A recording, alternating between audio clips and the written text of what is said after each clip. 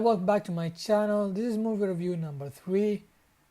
Today we're going to be watching Luke Herfield with his movie review of Wolves. Let's see if this is a good review or a bad movie review. Hey up everyone! So continuing the Venice Film Festival coverage, today's movie I'm discussing on the channel is the latest film from Jon Watts. He's the chap that gave us the Spider-Man movies, as in the most recent ones with Tom Holland. His latest film is called Wolves, and this is a comedy. I think it's more to be an action comedy than just a comedy. You know, if you don't laugh, it's not a good movie. I don't think you expect well-written jokes from this film. You just expect an action comedy. There's a bit of friction between the two of them. They don't get on at first, but like every single buddy movie that you've ever seen that's ever existed, over the course of the movie, they learn to work together and then kind of like each other by the end of it. You've probably seen hundreds of iterations of the exact same story with the exact same character dynamics. It's been done many times before. What is a buddy movie? I don't think this movie is bad because it has the same plot projection as a movie in the same genre. Every action film that has a main character go through an obstacle, learn to overcome it, and then succeed to reach a goal. Is that movie bad? Admittedly, I was quite excited for this film, okay? The trailer did look quite fun, and it is nice to have like an easy breezy movie peppered throughout a film festival program. This film looked like it was going to be a palate cleanser movie, just one where I could switch my brain off and have a good time. But this film was so painfully average. Not necessarily bad, like it's not unwatchable, but it is very by the numbers. Nothing's wrong with an average movie. Average is not painful. I think the problem is that your expectation and standard is just too high for this film. I think this movie is supposed to be great or punch above its supposed budget line.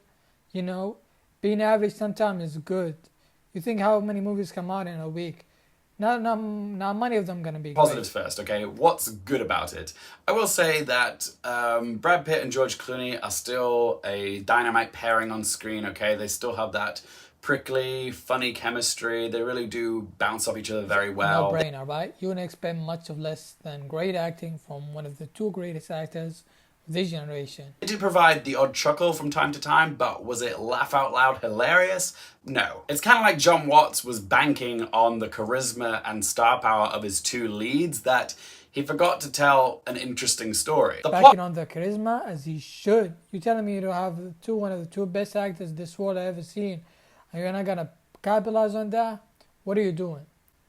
And ultimately, this is not an interesting story. Maybe it's just not interesting to you. This film barely ever takes off the ground. Basically, after they meet at the hotel and they find the body, they also find some drugs, and they're instructed to try and return these drugs to whomever they belong to. Like, this is supposed to be a thrilling crime comedy with a little bit of mystery in it, but there is absolutely no conflict throughout the story.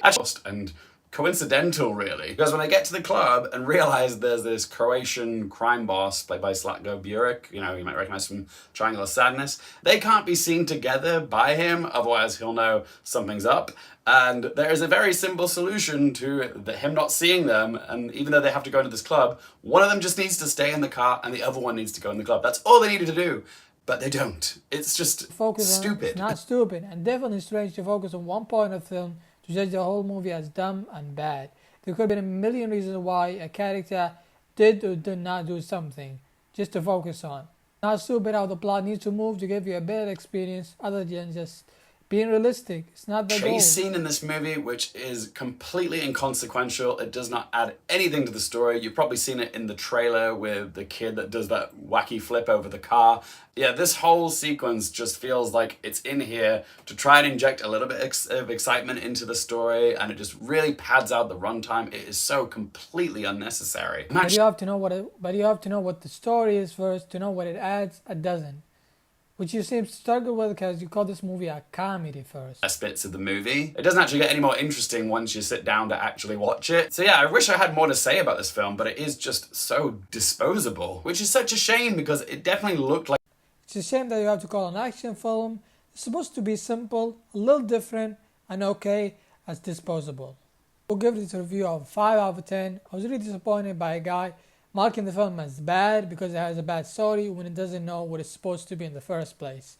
I understand his expectations were high for this film, which made him a little disappointed, but that doesn't justify him brilliant the film as bad and disposable. Thanks for watching this video. Goodbye.